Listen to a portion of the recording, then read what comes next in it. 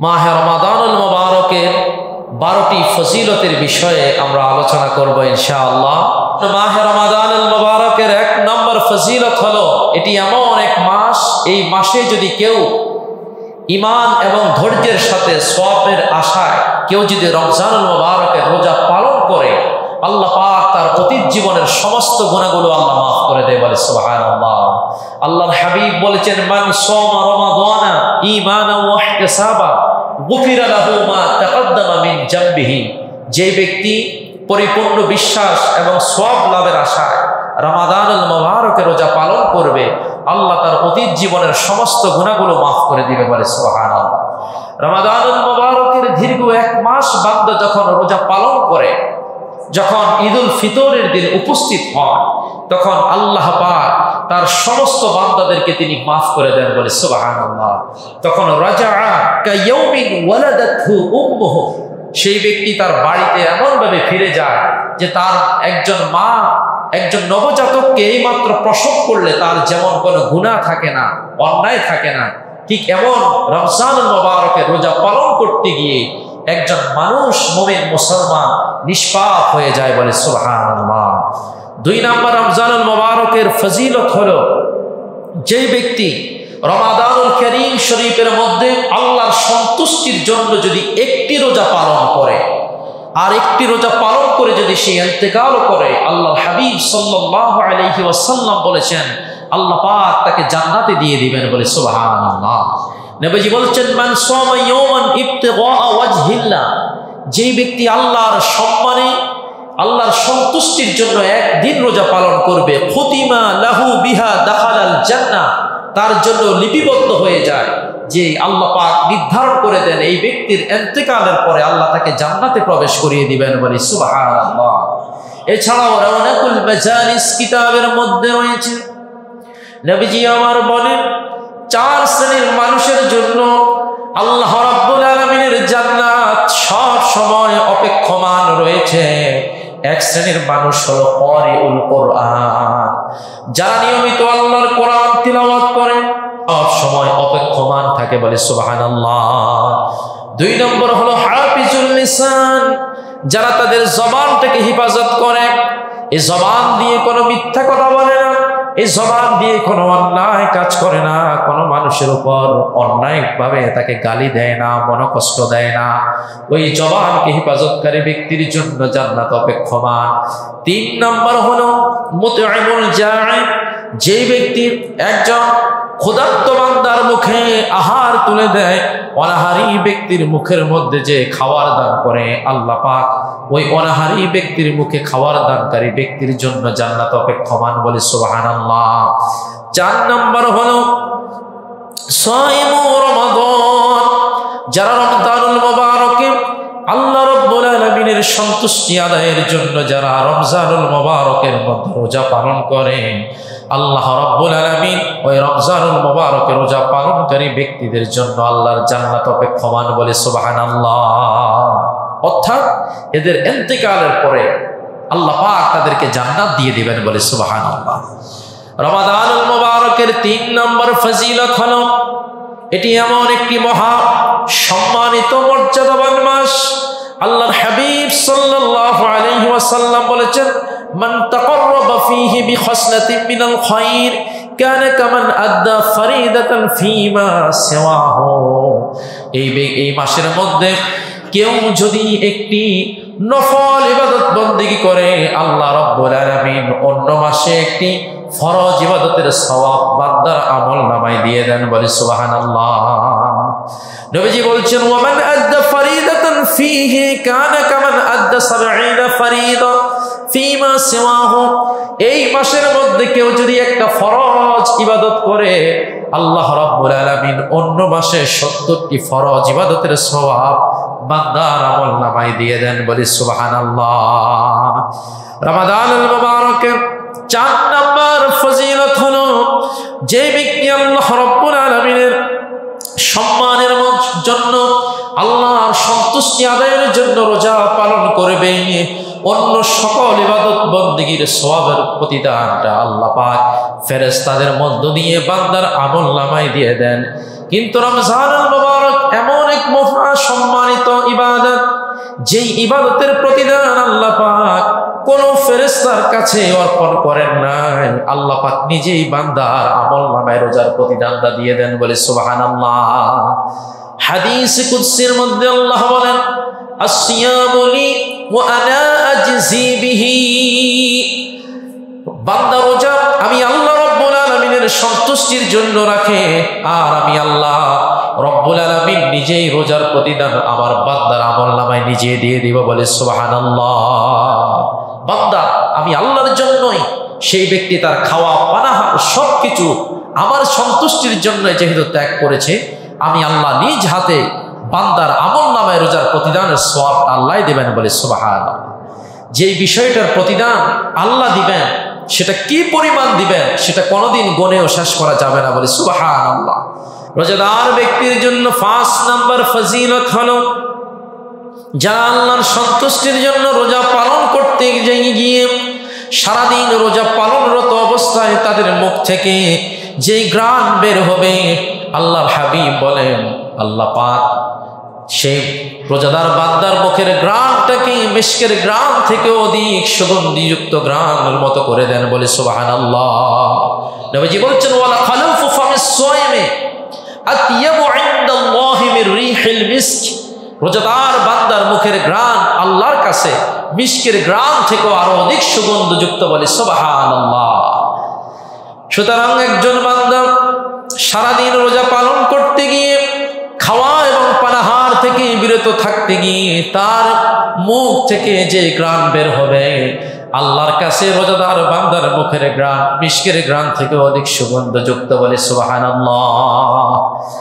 আনাস বিন মালিক রাদিয়াল্লাহু তাআলা আনহু একটি হাদিস বর্ণনা করেন, ইবনু আবি দুনিয়া হাদিসখানা বর্ণনা করেন, আল্লাহর হাবিব বলেন, আস-সায়িমুনা তুনফাখু মিন আফওয়াহিহিম ইয়াওমাল কিয়ামাতি রিহুল মিস্ক, রোজাদার বান্দা যারা কষ্ট করে পৃথিবীর জমিনের মধ্যে আল্লাহর হুকুমকে পালন করতে গিয়ে রোজা পালন করে, এই রোজাদার বান্দার মুখ থেকে কাল কিয়ামতের ময়দানে এমন এক মিশকের সুগন্ধি বের হতে থাকবে, যেটার ঘ্রাণ গোটা হাসরের মধ্যে মোহিত হয়ে যাবে। হাসরবাসী এই রোজাদার বান্দার মুখের ঘ্রাণ শুনেই তারা বুঝতে পারবে, মুখের ঘ্রাণ পেয়ে বুঝতে পারবে যে এই ব্যক্তি হলো সাইমুদ দুনিয়া, এই ব্যক্তি দুনিয়ার মধ্যে রোজাদার ছিল, এজন্য আল্লাহ তাকে আজকে প্রতিদান দিচ্ছে, বলে সুবহানাল্লাহ। রোজাদার বান্দার জন্য 6 নম্বরের ফজিলত হলো, যারা আল্লাহ রাব্বুল আলামিনের সন্তুষ্টির জন্য রোজা পালন করে, আল্লাহ পাকের পক্ষ থেকে আল্লাহ পাক তাদের জন্য দুইটা সুসংবাদের ঘোষণা দিয়েছেন।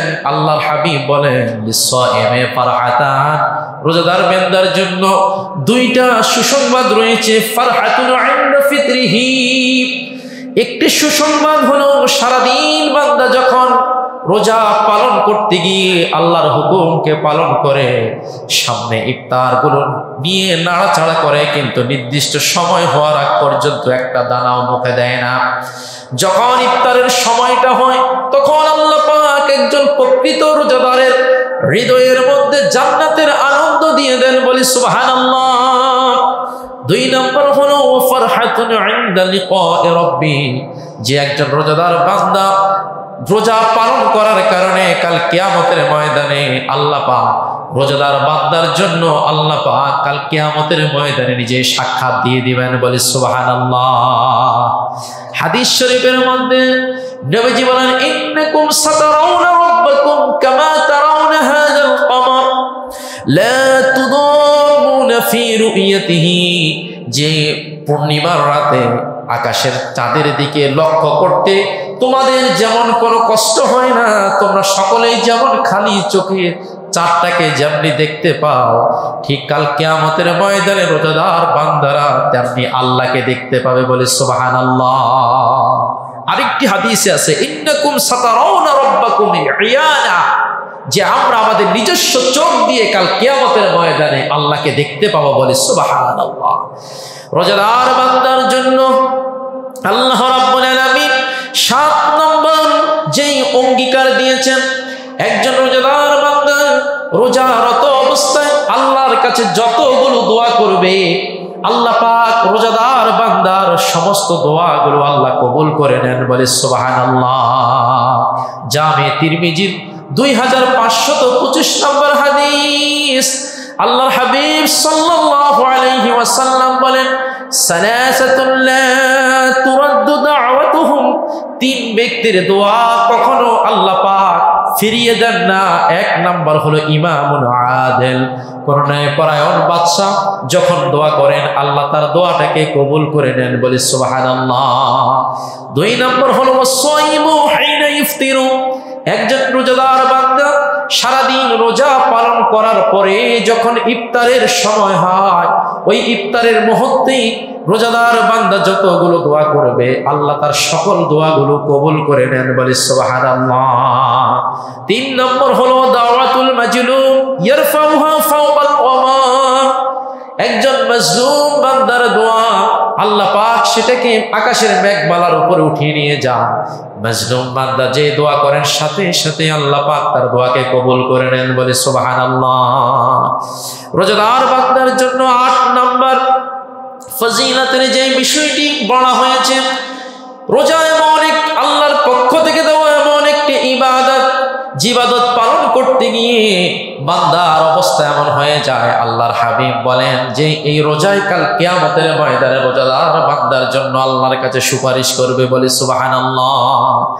নবীজি বলেন, আসসিয়ামু ওয়াল কুরআনু ইয়াশফাআনি লিল আবদি ইয়াওমাল কিয়ামা, রোজা এবং আল্লাহ রাব্বুল আলামিনের নাযিলকৃত কোরআন রোজাদার এবং কোরআন তিলাওয়াতকারী বান্দার জন্য কাল কিয়ামতের ময়দানে আল্লাহর কাছে সুপারিশ করবে। যে পর্যন্ত না বান্দার জন্য আল্লাহ পাক জান্নাতের ঘোষণা না দিবেন ততক্ষণ পর্যন্ত রোজা এবং আল্লাহর কোরআন আল্লাহর কাছে সুপারিশ করতে থাকবে, বলে সুবহানাল্লাহ। রোজা বলবে, আয় রব্বি, ওগো আমার রব, এই বান্দা দিনের বেলায় রোজা পালন করতে গিয়ে খাওয়ার এবং পানাহার থেকে বিরত ছিল, সুতরাং আজকে আমাদের কঠিন মুসিবতের দিনে আপনার এই বান্দার জন্য আপনি সুপারিশ করার জন্য আমাকে একটু অনুমতি দিন। আল্লাহর কোরআন বলবেন, ওগো আমার রব, মানাআতুহুন নাওমা বিল্লাইল, এই ব্যক্তি রাত জাগরণ করে আপনার কোরআন তিলাওয়াত করেছিল, সুতরাং আমি কোরআনকে আপনার এই বান্দার নাজাতের জন্য আজকে সুপারিশ করার জন্য একটু অনুমতি দেন। এরপর বলা হচ্ছে ফায়ুশাফাআন, আল্লাহ পাক কোরআন এবং আল্লাহর রোজাকে সুপারিশ করার জন্য অনুমতি দিবেন, বলে সুবহানাল্লাহ। সুতরাং যারা রোজা রাখে এই রোজা কাল কিয়ামতের ময়দানে আল্লাহর কাছে আমাদের নাজাতের জন্য আল্লাহর কাছে সুপারিশ করবে, বলে সুবহানাল্লাহ, সুবহানাল্লাহ। রোজাদার বান্দার জন্য 9 নম্বর ফজিলত হলো যারা আল্লাহ রাব্বুল আলামিনের সন্তুষ্টির জন্য রোজা পালন করেন, এই রোজাদার বান্দাদের জন্য আল্লাহ এমন একটি নিয়ামত দিবেন, সেই নিয়ামত হলো আল্লাহ পাক রোজাদার বান্দাদেরকে এমন একটি গেট দিয়ে প্রবেশ করাবেন, জান্নাতের এমন একটি দরজা দিয়ে প্রবেশ করাবেন যেটি শুধুমাত্র রোজাদার বান্দাদের জন্য আল্লাহ প্রস্তুত করে রেখেছে, বলে সুবহানাল্লাহ। যে দরজার নাম হলো রায়্যান। রায়্যান মানে পরিতৃপ্তির সাথে গ্রহণ করা, অর্থাৎ আমরা যখন খাবার খাই অনেক সময় খাবার খেয়ে এত সুস্বাদু খাবার আমরা তৃপ্তি ভরে যায়, আমাদের তৃপ্তিটা মিটে যায়। আর রায়্যান হলো পরিতৃপ্তির সাথে প্রাণ করা। আল্লাহর হাবিব বলেন, ফিল জান্নাতি সামানিয়াতু আবওয়াব, জান্নাতের মধ্যে 8টি দরজা, 8টি জান্নাতের 8টি দরজা রয়েছে। মিনহা বাবুন ইউসাম্মা রায়্যান, 8টি দরজার মধ্যে একটি দরজার নাম হলো রায়্যান, যে দরজাটি আল্লাহ পাক শুধুমাত্র রেখেছেন ইল্লাস সায়িমুন, শুধুমাত্র রোজাদার বান্দাদের জন্য আল্লাহ এটি রেখেছেন। নবীজি বলছেন, লা ইয়াদখুলুহু ইল্লাস সায়িমুন, এই দরজা দিয়ে শুধু রোজাদার ব্যতীত অন্য কেউ প্রবেশ করতে পারবে না। তাহলে যারা আল্লাহর সন্তুষ্টির জন্য রোজা পালন করে, রোজাদার বান্দার জন্য আল্লাহ জান্নাতের মধ্যে একটা দরজা রেখেছেন, যে দরজার নাম হলো রায়্যান, তাদের ইন্তেকালের পর তারা সেই দরজা দিয়ে আল্লাহর জান্নাতে চলে যাবে, বলে সুবহানাল্লাহ, সুবহানাল্লাহ। 10 নম্বর রোজাদার বান্দার যে ফজিলত হাদিস শরীফের মধ্যে বর্ণনা করা হয়েছে, নবীজি আমার বলেন, যেই দেহ দিয়ে বান্দা আল্লাহ রাব্বুল আলামিনের জন্য রোজা পালন করবে, যে দেহ কষ্ট করে খাওয়ার থেকে, পানাহার থেকে বিরত থেকে, সকল হারাম নিষিদ্ধ কাজ থেকে বিরত থেকে আল্লাহর সন্তুষ্টির জন্য রোজা পালন করবে, আল্লাহ রাব্বুল আলামিন সেই দেহটার জন্য জাহান্নামের আগুনকে হারাম করে দিবেন। বলে সুবহানাল্লাহ। নবীজি বলেন সিয়ামু জুন্নাতুন, রোজা হলো একটা ঢাল স্বরূপ, ওয়া হিসনে হাসিনিন মিনান নার, এবং জাহান্নাম থেকে মুক্তি পাওয়ার জন্য একটা সুরক্ষিত দুর্গের ন্যায়। অর্থাৎ যে দেহ দিয়ে কষ্ট করে আমরা আল্লাহর জন্য রোজা রাখছি, আল্লাহ পাক এই সম্মানী এই মর্যাদায় আমাদের এই দেহটার জন্য আল্লাহ পাক জাহান্নামের আগুনকে হারাম করে দিবেন। বলি সুবহানাল্লাহ। 11 নম্বর রোজাদার বান্দার জন্য যে ফজিলত হাদিস শরীফের মধ্যে বর্ণিত হয়েছে, আল্লাহ রাব্বুল আলামিনের সন্তুষ্টির জন্য আমরা যারা এই দুনিয়ার জমিনের মধ্যে রোজা পালন করছি, আল্লাহ রাব্বুল আলামিন রোজাদার বান্দারা রোজা পালন করতে গিয়ে সারাদিন সেই সুবহে সাদিক থেকে সূর্যাস্ত পর্যন্ত সকল প্রকারের খাওয়া পানাহার থেকে আমরা নিজেরা বিরত থাকছি। এটা এই দুনিয়ার জমিনের মধ্যে আল্লাহ পাক এই রোজা পালনকারী ব্যক্তিদের উপরে এত বেশি খুশি হয়ে যান, এত বেশি সন্তুষ্ট হয়ে যান। আমার নবীজি ইবনে আবি দুনিয়ার মধ্যে হাদিসটি বর্ণনা করা হয়েছে, আল্লাহর হাবিব বলেন তুদাউ লাহুম ইয়াউমাল কিয়ামাতি মাইদাতুন তাহতাল আরশ ফায়াকুলুনা মিনহা ওয়ান নাসু ফিল হিসাব। এই পৃথিবীতে যারা কষ্ট করে আল্লাহর সন্তুষ্টির জন্য রোজা পালন করছে, এই রোজাদার ব্যক্তিদের জন্য কাল কিয়ামতের ময়দানে আল্লাহ পাক তার আরশের ছায়ার নিচে তিনি মেহমানদারির ব্যবস্থা করে রেখে দিবেন। বলে সুবহানাল্লাহ। ফায়াকুলুনা মিনহা, রোজাদার বান্দাগণ আল্লাহর আরশের ছায়ার নিচ থেকে মেহমানদারি গ্রহণ করবে। ওয়ান নাসু ফিল হিসাব, যে মুহূর্তে দুনিয়ার মানুষরা হিসাব নিকাশ নিয়ে ব্যস্ত হয়ে থাকবে। আরেকটি হাদিসে বলা হচ্ছে ওয়ান নাসু ফিশ শিদ্দা, যে মুহূর্তটা থাকবে খুব কঠিন একটি সময়, সূর্য মাথার উপরে চলে আসবে, তামার জমিন হয়ে যাবে, কারো ঘাম নিজের টাকলু বরাবর চলে আসবে, কারো হাঁটু বরাবর, কারো কোমর বরাবর, কারো কাঁধ বরাবর, কেউ ঘামের মধ্যে ডুবে যাবে। এই এমন একটি কঠিন একটি মুসিবতের দিনে সমস্ত মানুষগুলো ইয়া নাফসি করতে থাকবে। নবীজি আমার বলেন আল্লাহর সন্তুষ্টির জন্য যারা এই পৃথিবীতে রোজা পালন করবে, ওই রোজাদার বান্দাদের জন্য হাসরের সেই কঠিন মুসিবতের দিনে আল্লাহ পাক তার আরশের ছায়ার নিচে তিনি খাওয়া রেখে দিবেন। বলে সুবহানাল্লাহ। এই সায়ামুদ দুনিয়া, দুনিয়ার রোজাদার বান্দাগণ সেখান থেকে খাবার গ্রহণ করবে। ওয়ান নাসু ফিল হিসাব, যেই মুহূর্তে দুনিয়ার মানুষরা হিসাব নিকাশ নিয়ে ব্যস্ত থাকবে আর আল্লাহ পাক দুনিয়ার রোজাদার বান্দাদেরকে মেহমানদারি করাবেন। বলে সুবহানাল্লাহ। রোজাদার বান্দার জন্য 12 নম্বর যেই ফজিলতটির কথা বলা হয়েছে, এই ফজিলতটির বিষয় হলো অত্যন্ত গুরুত্বপূর্ণ। কোন একজন আল্লাহর বান্দা যদি রোজা রাখা অবস্থায় যদি কারো ইন্তেকাল হয়, কোন আল্লাহর বান্দার যদি রোজা রাখা অবস্থায় যদি তার ইন্তেকাল হয়, আল্লাহ পাক এই রোজার সম্মানে, রোজার ইজ্জতে, রোজার মর্যাদায় ওই ব্যক্তিকে বিনা হিসাবে আল্লাহ জান্নাত দিয়ে দিবেন। বলে সুবহানাল্লাহ। সুতরাং এই ব্যক্তির হাসর সাধারণ কোন মানুষের সাথে হবে না। মিনান নাবিয়্যিনা ওয়াস সিদ্দীকিনা ওয়াস শুহাদা'i ওয়াস সালিহিন, এই বান্দার হাসর হবে নবী, সিদ্দিক, শহীদ এবং আল্লাহর নেককার বান্দাদের সাথে। বলি সুবহানাল্লাহ। সুতরাং আসুন আমরা রোজা আল্লাহর সন্তুষ্টির জন্য রোজা পালন করি। রোজা রাখতে কি বেশি কষ্ট হয়? আল্লাহর নেককার বান্দাদের রোজা রাখতে বেশি কষ্ট হয় না। এই জন্য ইবনে আব্বাস রাদিয়াল্লাহু তাআলা আনহুমা একটি হাদিস বর্ণনা করেছেন। আল্লাহর হাবিব সাল্লাল্লাহু আলাইহি ওয়াসাল্লাম বলেছেন, উম্মত তোমরা যদি জানতে মাহে রমাদানুল মুবারকের রহমত, বরকত, মাগফিরাত, নাজাতের মধ্যে আল্লাহ কি নিয়ামত রেখেছেন, যদি তোমরা সেটি জানতে পারতে, আল্লাহর কাছে সিজদায় পড়ে দোয়া করতে, আল্লাহ আমাদের জন্য গোটা বছরটা আপনি রমজান বানাই দেন। বলি সুবহানাল্লাহ। আমাদের গোটা হায়াতটা আপনি রমজান বানাই দেন। আল্লাহু আকবার, আল্লাহু আকবার।